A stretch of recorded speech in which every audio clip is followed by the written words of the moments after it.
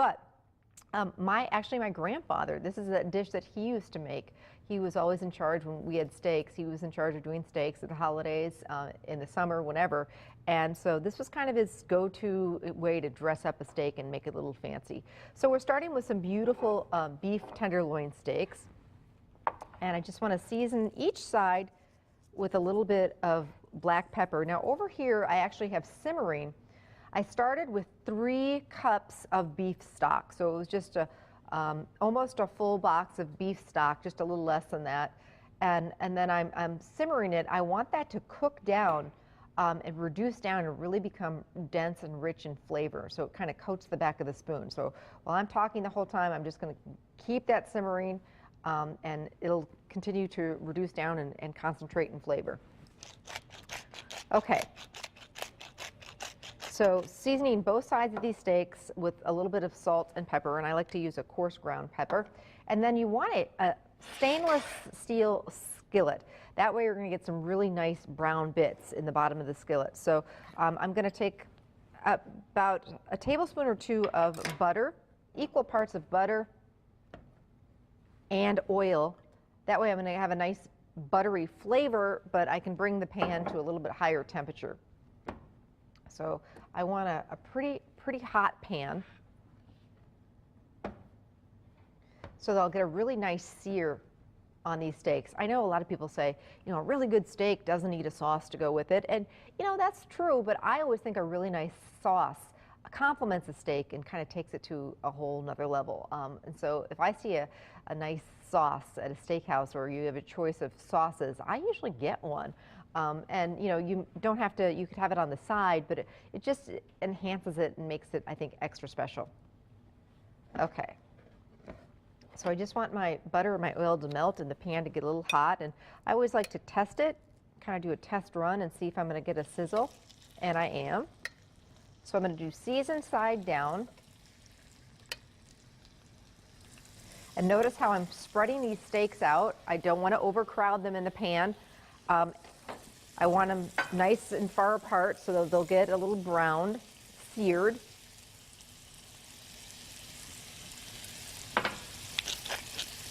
And again, I'm seasoning both sides. I like to use quite a bit. I love pepper, especially in this dish. So, all right, we'll let those hang out. And steak Diane is a mushroom, like a beefy mushroom sauce. So look at this. These mushrooms are too. It's really kind of cool. I'm using portobello mushrooms because we're going to get a little we're doing this, you know, it's the holidays. We're doing something a little special. But you could certainly just use, I'm just going to get a clean kitchen towel. Just sliced button mushrooms.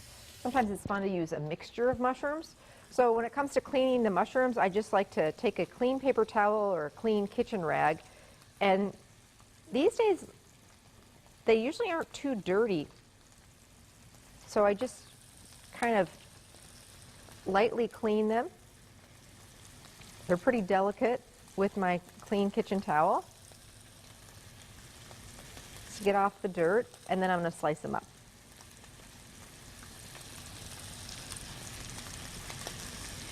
Check on my steaks. They don't need to cook completely through. I just want to get a nice sear on them. There, that's what I'm looking for. Perfect. Okay.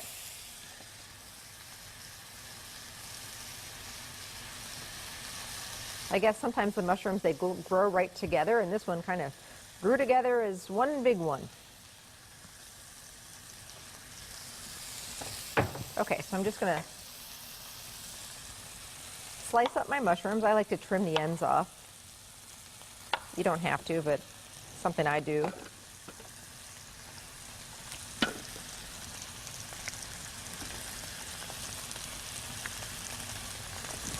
And just slice these guys up.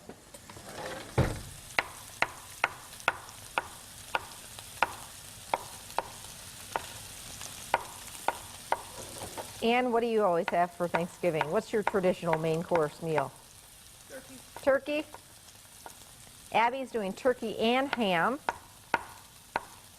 which is nice because then you can make turkey and ham sandwiches the next day. We just do turkey and lots of side dishes. Depending on if I'm cooking for a large group, sometimes we'll have to do 2 turkeys. Okay, so I want to get those steaks out of the pan.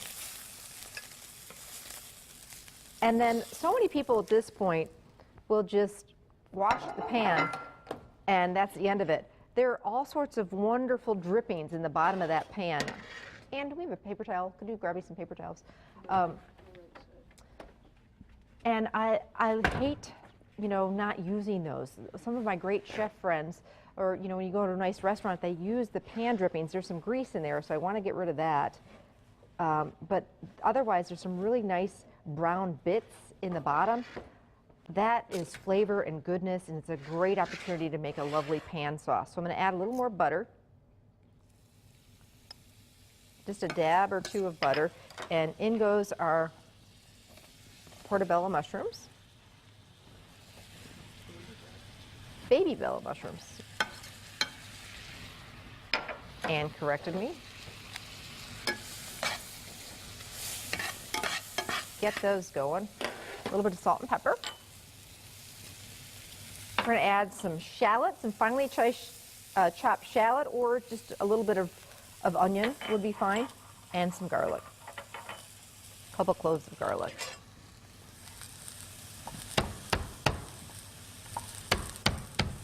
Just giving those a rough chop. Now these steaks, one of the nice things about these steaks is that if you're having people over for company, over for dinner, you can actually get the steaks done and seared off ahead of time, and then just quickly warm them.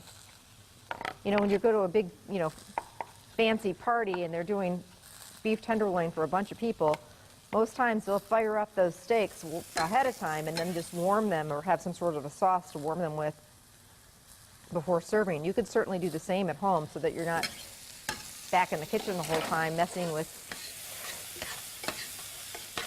frying up the steaks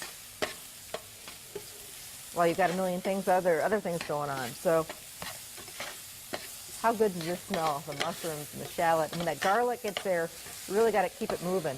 Okay. So now we're going to take this beef reduction, which at home I want you to let that reduce a little bit more. I'm going to hit this now with a couple of things. We've got some dry red wine. We love our Door Peninsula winery. So we're going to deglaze the pan, picking up any great brown bits that are at the bottom there. We've also got a little bit of brandy, so both some dry red wine and a little bit of brandy.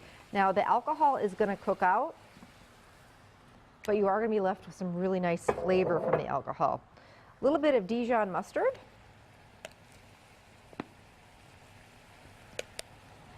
And a little bit of Worcestershire sauce.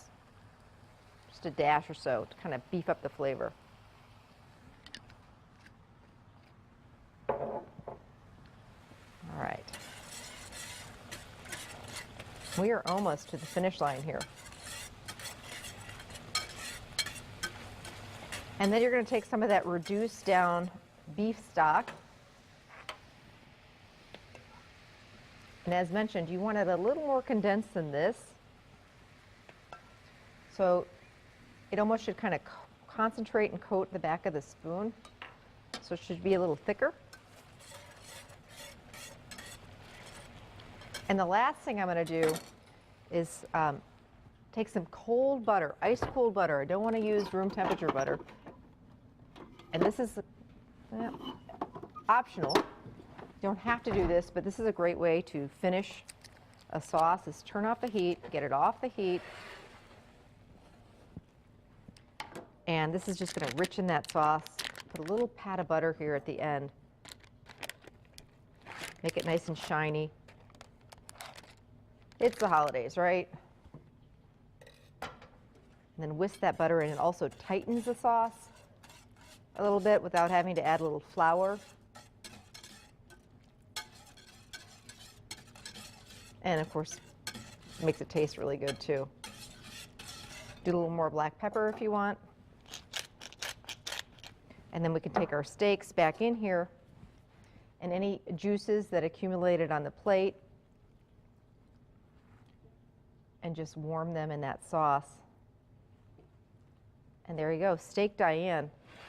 Garnish with a little fresh parsley on top, which we'll get some of that and make it all look pretty, and we'll plate it up and make it look gorgeous. But I just want those steaks to warm just a little bit. This is a really easy but elegant dish to make during the holidays for Thanksgiving or another time. So we'll put the recipe on our website. Coming up, we're talking turkey, how to brine a turkey, how to carve a turkey, Cornish game hen, and a lot more. So stay with us.